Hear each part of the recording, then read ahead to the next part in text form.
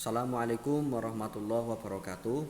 Bismillahirrahmanirrahim. Alhamdulillahirabbil alamin wassalatu wassalamu ala asrofil anbiya'i wal mursalin sayyidina maulana Muhammadin Rasulillah sallallahu alaihi wasallam wa alihi tahirin wa sahabatihi ajmain. Ayyuhat tulab qabla bidariyatid dars hayya bina naqra basmalah ma'an. Wahid isnain salasah. Bismillahirrahmanirrahim. Ya santri-santri, alhamdulillah kita masih diberi kesempatan untuk bertemu lagi di bulan Rabiul Awal ini, yaitu bulan kelahiran Nabi besar Nabi Muhammad Shallallahu Alaihi Wasallam ya.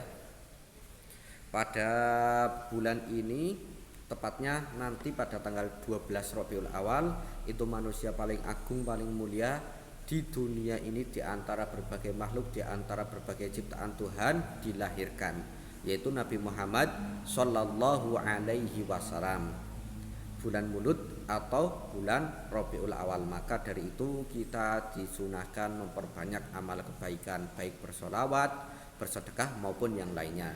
Santri-santri semua, sebelum memulai pelajaran ini, Pak Zaini akan membacakan sebuah syair. Ini itu kalau tidak salah ini syair dari perkataan Imam Syafi'i ya radhiyallahu anhu.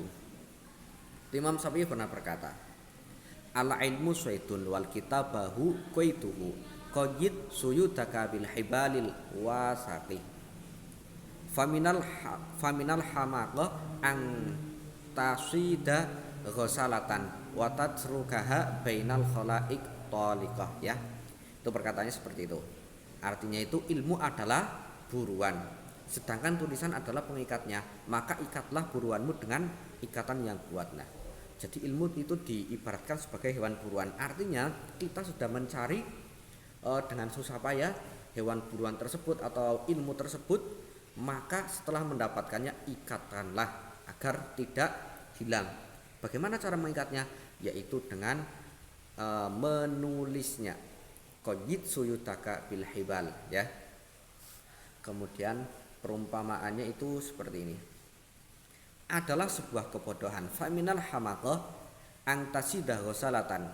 Adalah sebuah kebodohan jika engkau berburu kijang wa tatruka bainal khalaiq taliqah ya. Lalu kau biarkan dia lepas dengan hewan lainnya. Kamu sudah memburu seekor kijang. Susah ya memburu seekor kijang itu ya. Sudah dapat, kamu biarkan lepas sehingga berbaur dengan hewan lainnya. Seperti itu ya, sia-sia ya. Makanya qayyatul ilma bil kitabah, ikatlah ilmu dengan tulisan. Tulisan juga sebagai antisipasi kita ketika kita sudah lupa ya, kita sudah tua, lupa akan ilmu, kita bisa membuka tulisan kita kembali. Makanya itu kalau kita dapat ilmu baru ataupun hal-hal yang baru, kita tulis ya kalau bisa. Oke, langsung saja. Sebenarnya materi kelas 6 itu sudah selesai, walaupun saya rasa belum maksimal, bahkan jauh dari maksimal mungkin ya. Tapi untuk selanjutnya kita itu akan memperdalam ya. Kali ini kita akan membahas, itu sebenarnya sudah disinggung untuk pertemuan kemarin tentang kalimat ya. Oke Pak Zaini ulangi kembali, nanti kita fokuskan ke kalimat fi'il ya. Karena apa? Yang dibahas di kelas 6 itu fokusnya ke kalimat fi'il. Nah, jadi kalimat atau kata dalam bahasa Arab itu ada 3 ya. Ada kalimat isim, ada kalimat fi'il, dan kalimat huruf. Kemudian kalimat fi'il itu ada 3 macam. Yang pertama itu fi'il madi, yang kedua fi'il mudhari', dan yang ketiga itu fi'il amr ya. Ini ya. Kalau dari segi pembagian kalimat itu ada 3, isim, fi'il, huruf. Kemudian kita akan membahasnya satu persatu.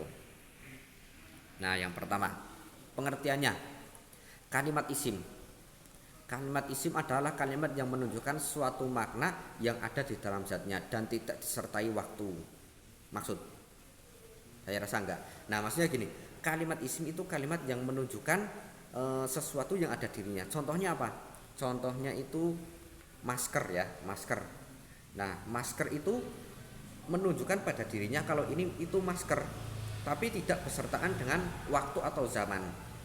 Yo kalau isim itu tidak memiliki waktu. Kita bandingkan dengan pengertian kalimat fi'il. Kalimat fi'il adalah kalimat yang menunjukkan suatu makna yang ada di dalam zatnya dan disertai waktu.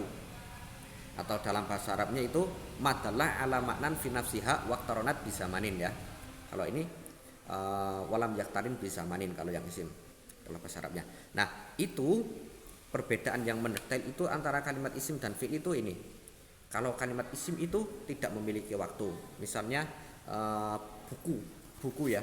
Buku ya ini kalimat yang menunjukkan terhadap dirinya sendiri kalau ini buku, tapi tidak besertaan dengan waktu. Masa buku mempunyai waktu, memiliki zaman? Ya enggak. Berbeda dengan kalimat fi'il. Contohnya pekerjaan membaca ya. Qara'a. Qara'a itu membacanya. Nah, pekerjaan membaca itu pasti memiliki waktu. Entah membacanya itu kemarin atau sekarang sedang membaca ya maksudnya, atau besok akan membaca. Itu pasti memiliki namanya zaman atau waktu. Nah, itu apa namanya? Kalau benda kan tidak, penggaris sekarang, penggaris besok yang enggak jadi toh. Tapi kalau pekerjaan itu pasti memiliki waktu. Itu perbedaannya. Kalau kalimat isim tidak memiliki waktu. Kalau kalimat fi'il memiliki waktu. Atau mudahnya kalau isim itu kata benda ya, kata benda. Kata benda papan tulis, terus ada dinding, ada jam. Nah, kalau kalimat fi'il itu mudahnya kita katakan sebagai kata kerja, memakan, minum, menulis, terus menyisir rambut dan lain-lain itu kan pekerjaan. Nah, jadi sebenarnya untuk membedakan satu lagi. Sedangkan ada bahasan tadi kan ada kalimat itu dibedakan menjadi 3, kalimat isim, kalimat fi'il dan kalimat huruf. Nah, kalau kalimat huruf ini itu definisinya adalah kalimat yang menunjukkan suatu makna bila disertakan dengan kalimat lain. Artinya kalimat kalimat huruf itu tidak bisa menghasilkan makna bila tidak digandengkan atau disertai dengan kalimat lain. Contohnya hal itu kan artinya apakah. Nah, bila tidak digandengkan dengan yang lain itu tidak bisa menghasilkan makna. Hal apakah? Titik. Itu masih menimbulkan pertanyaan, apakah apa sih? Tapi ketika digandeng disambungkan dengan kalimat lain itu akan menghasilkan makna. Misalnya hal anta Zaid, apakah kamu Zaid? Fi, contohnya lagi itu fi. Fi itu artinya di dalam. Nek fi di dalam. Ya apa itu? Tapi ketika disambung dengan kalimat yang lain, misalnya fil fasal di dalam kelas, maka akan menghasilkan suatu makna, ya. Seperti itu. Atau dengan kata mudahnya itu kalimat huruf itu selain kalimat isim dan fi'il. Pokoknya yang tidak masuk kategori isim, tidak masuk ke kategori fi'il itu kalimat huruf, itu opsi terakhir ya. Selain kalimat isim dan kalimat fi'il itu disebut kalimat huruf, ya. Nah, sebenarnya kalau cara yang mudah itu untuk mengetahui ini kalimat isim, ini kalimat fi'il, itu kalimat huruf itu dari awalnya, dari artinya, ya. Nah, bagaimana cara tahu artinya? Buka kamus kalau tidak tahu. Nah, ya makanya yang apal vocab atau mufradat itu hal yang menunjang dalam belajar bahasa Arab ya. Kita misalnya ada ini, misalnya ada khoroja Muhammadun ilal fasli. Nah, khoroja itu kalimat apa? Kita bisa tahu dari mana coba kalau tidak tahu dari artinya. Tapi ketika kita tahu artinya, khoroja keluar, Ahmad itu nama orang, ila berarti menuju, fasl kelas, berarti khoroja keluar itu pekerjaan, Ahmad itu nama seseorang berarti isim. Terus ila itu huruf karena tidak isim tidak fi'il. Fasl al-fasli itu kalimat isim karena yang menunjukkan suatu benda. Seperti itu. Itu untuk yang mudahnya. Tapi seperti ini, ada opsi lain ketika kita tidak tahu artinya, tapi itu tetap yang utama itu tahu artinya ya. Hafal enggak harus hafal sih. Tahu mufradnya, verbnya itu ya. Tapi bila kita tidak tahu artinya, misalnya ada dari segi fisiknya saja itu ada ciri-cirinya. Nih, yang pertama kita ke kalimat isim dulu ya, yang sebelah kiri. Ini ciri-ciri dari kalimat isim. Ini ciri-ciri fisiknya, maksudnya ciri-ciri dari bentuk kalimatnya. Yang pertama itu ada tanwin. Ada tanwin. Bila mana ada kalimat yang ditanwin, baik tanwin fathah, tanwin dhammah maupun tanwin kasroh, itu bisa dipastikan kalau kalimat itu termasuk kalimat isim atau kata benda. Contohnya apa? Qolamun. Nah, misalnya kita tidak tahu artinya qolamun, itu pena. Kita mau disodorkan lafadz tok, qolamun. Itu kalimat apa ya? Makanya, oh ternyata ada tanwinnya, maka otomatis itu kalimat isim. Ya, yang pertama itu ada tanwin. Kemudian yang kedua itu ada alif lam. Yang mana ada kalimat kok kemasukan alif lam, itu dapat dipastikan kalau kalimat itu tergolong kalimat isim. Contohnya al-kitabu. Nah, misalnya kita tidak tahu artinya alkitab itu apa ya, kita hanya sodorkan kalimat saja alkitabu. Oh ternyata kalimat itu ada alnya. Al inilah al yang depan dong. Berarti otomatis kalimat itu masuk ke kalimat isim. Karena apa? Memiliki ciri-ciri kalimat isim. Ya. Tuh. Misalnya Al-Qur'anu. Al-Qur'anu. Wah, ini enggak tahu apa ya. Oh, ternyata ada alnya di depannya. Itu berarti kalimat isim. Kalau enggak Qur'anun, itu ada tanwinnya di belakangnya. Itu ternyata kalimat isim. Tapi ini ada hal yang penting, antara tanwin dan al itu tidak boleh berkumpul dalam satu kalimat. Ya sudah, kalau sudah dalam satu kalimat sudah ada tanwinnya, ya sudah tidak boleh ada alnya. Gak entuk ono ale meneh, tidak boleh ada alnya. Kalau sudah ada alnya berarti tidak boleh ada tanwinnya. Tidak boleh misalnya kolamun ini kita tambahi al kolamun, nggak boleh seperti itu. Harus salah satu.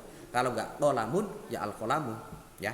Antara tanwin dan al itu tidak boleh berkumpul dalam satu kalimat.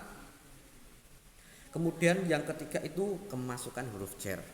Nah, ini mungkin sebenarnya kalau huruf jar sudah kayaknya kalau nggak di kelas 4 itu kelas 5. Kalau kalian masih ingat. Nah, huruf jar itu ada 9. Ada yang mengatakan 9, ada yang lebih dari 9. Tapi ya umumnya itu mengatakan ada 9.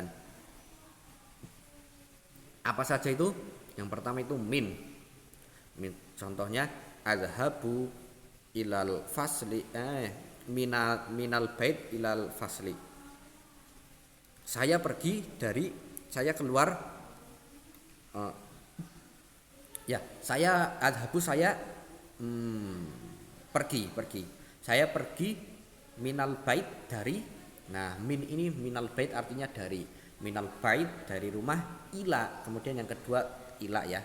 Yang kedua ila, ilal madrasah, menuju madrasah. Yang pertama min, ila, terus yang ketiga an. Terus keempat ala. Ngan itu artinya dari sama ya. Ala itu artinya di atas. Fi di dalam, rubah terkadang bi, misalnya bizahab itu dengan emas, contohnya seperti itu. Bil qalam dengan pulpen.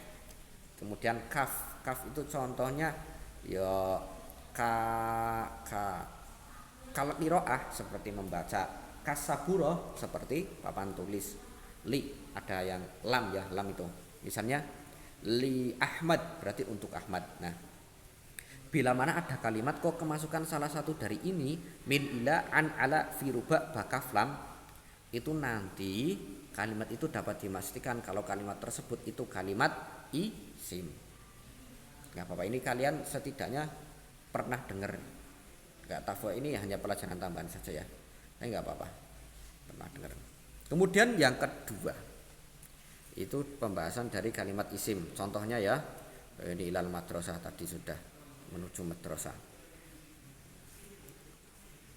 Kemudian kita fokus sekarang ke kalimat fi'il, karena bahasan kelas 6 itu kaitannya dengan fi'il.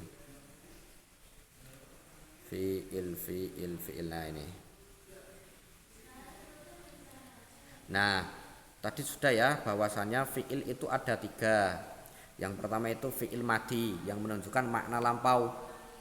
Qara'a sudah membaca. Kemudian maaf ini bukan fi'il. Yang pertama itu zaman atau waktu. Nah, fi'il itu kan sesuatu yang menunjukkan makna terhadap dirinya sendiri disertai dengan waktu. Nah, waktu di sini ada 3. Yang pertama itu waktu madi atau waktu lampau. Kedua itu waktu hal, itu sedang terjadi. Kemudian yang ketiga itu waktu istiqbal atau akan terjadi. Yo madi ya contohnya telah berjalan, hal sedang berjalan, istiqbal itu akan berjalan, seperti itu ya. Itu ada 3.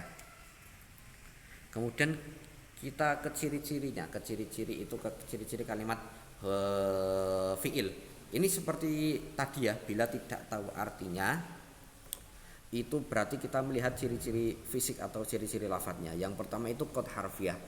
Nah, sebenarnya ini rada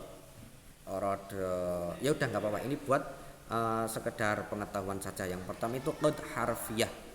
Yang mana ada kalimat yang kemasukan qad harfiah, nanti itu bisa dipastikan kalau kalimat tersebut itu kalimat fi'il. Contohnya qad qamat as-shalah, qad qamatis shalah. Ya, qad qamat. Nah, setelah qad itu ada qamat. Nah, qamat berarti kalimat fi'il karena apa? Kemasukan qad. Kemudian sin tanfis ya, sin tanfis. Ada kalimat kemasukan sin tanfis, nanti itu dikategorikan sebagai kalimat fi'il. Contohnya sayaqumu. Nah, yaqumu enggak tahu itu artinya apa.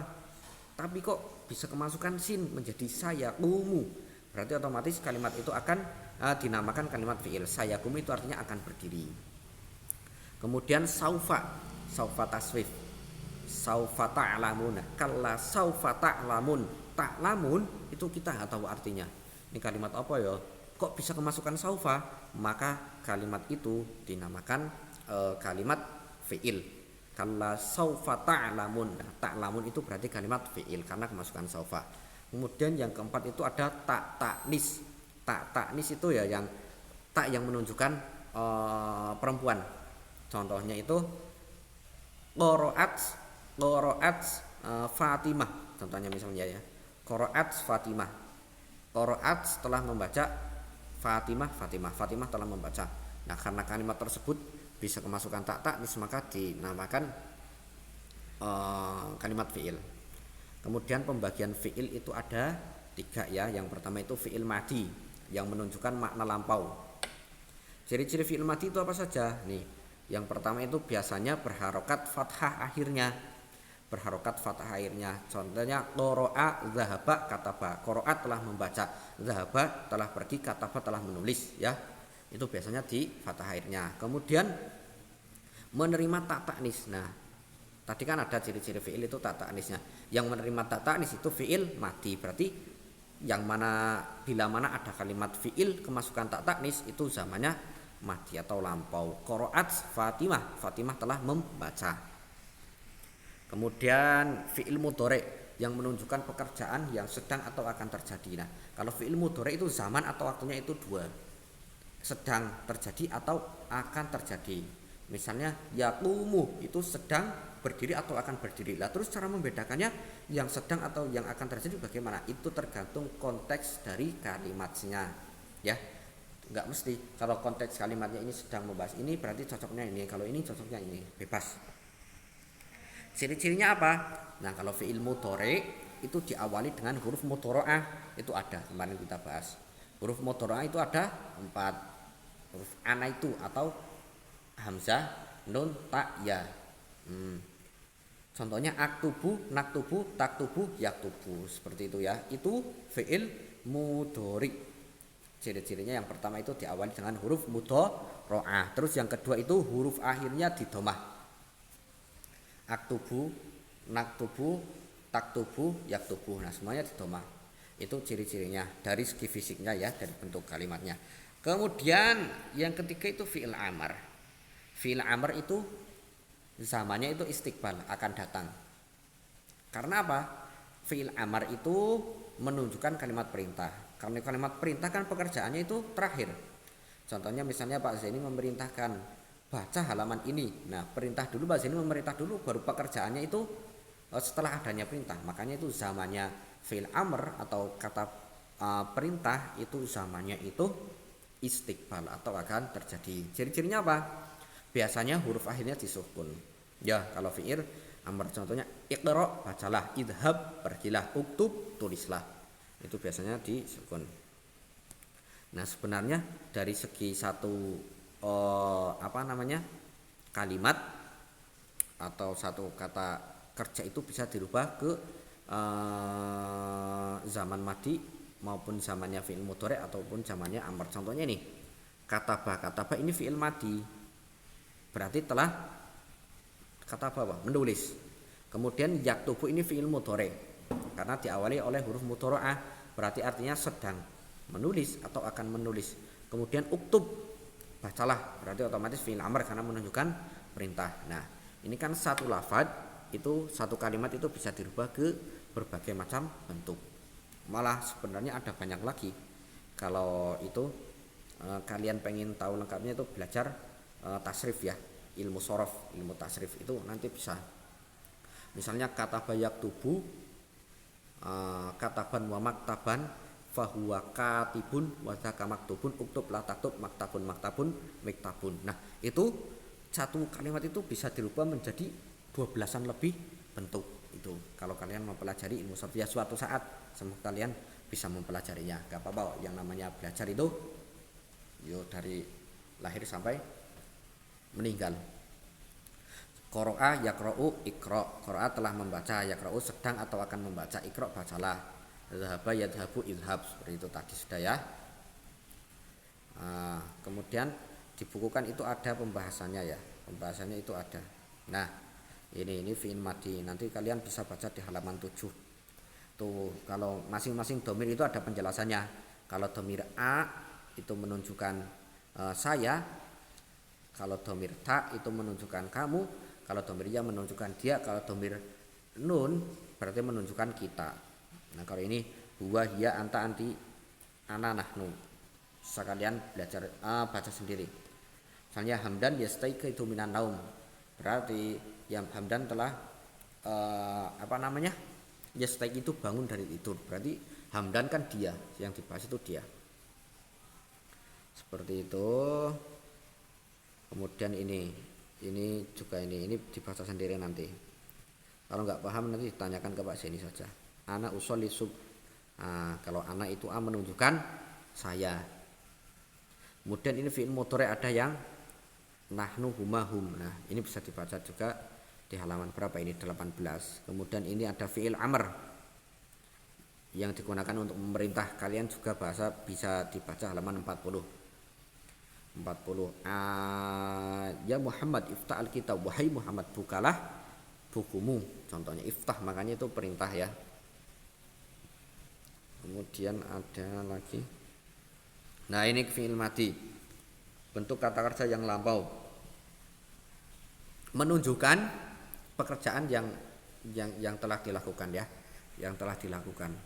Qara'a telah membaca. Nah, seperti itu bisa dibaca sendiri di halaman 56. Enggak apa-apa baca-baca sendiri.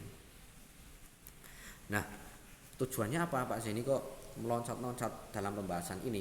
Karena biar kalian itu cara berpikirnya itu terstruktur. Nah, kalimat itu ada 3, kemudian kalimat fi'il itu ada 3 ya. Itu bukan apa-apa, enggak apa-apa. Kemudian kalian tak kasih tugas. Tugasnya ada di halaman berapa ini? Anasatul yaumu fil bait itu halaman 3 ya. Anasatul yaumu fil bait halaman 3. Nah, pada teks hamdan waladun nasitun yastaiqidu minan naum sabahan bakiran summa yatawaddau fayadhhabu ilal masjid li'adai sholati subhi summa yarji'u ilal baiti ba'da qiraatil Qur'an. Nah, pada teks tersebut kalian itu cari dari masing-masing, enggak dicari. Contohnya kayak gini, hamdan ini kalimat apa, walad itu kalimat apa, nasyid itu kalimat apa, dengan penjelasan yang sesuai Pak Zeni jelaskan. Toh ini juga kalimat ini sudah diartikan kemarin kan, awal-awal dulu belajar bahasa Arab.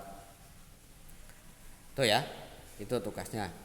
Ditulis di atasnya nggak apa-apa, hamdan isim, terus waladun misalnya fiil, nasitun misalnya huruf, seperti itu ya. Tapi kayaknya udah penuh dengan terjemahan. Kalau penuh dengan terjemahan ya ditulis lagi di buku. Ini sampai akhir di sini. Sampai akhir di sini. Nah, hanya 2 baris. Oh ya, untuk tugas-tugas yang belum, wah kelas 6 ini banyak yang belum mengumpulkan tugas. Itu dikumpulkan ya, nggak apa-apa walaupun telat. Itu sebagai salah satu pertimbangan pengambilan nilai sama Pak Zaini, itu pertimbangannya salah satunya dari situ. Mungkin seperti itu yang dapat saya sampaikan. Perbanyaklah sholawat karena ini bulan Maulud, bulan Rabiul Awal. Kalau ada yang belum jelas silahkan tanyakan. Hadanallahu wa iyyakum wal afu minkum. Wassalamualaikum warahmatullahi wabarakatuh.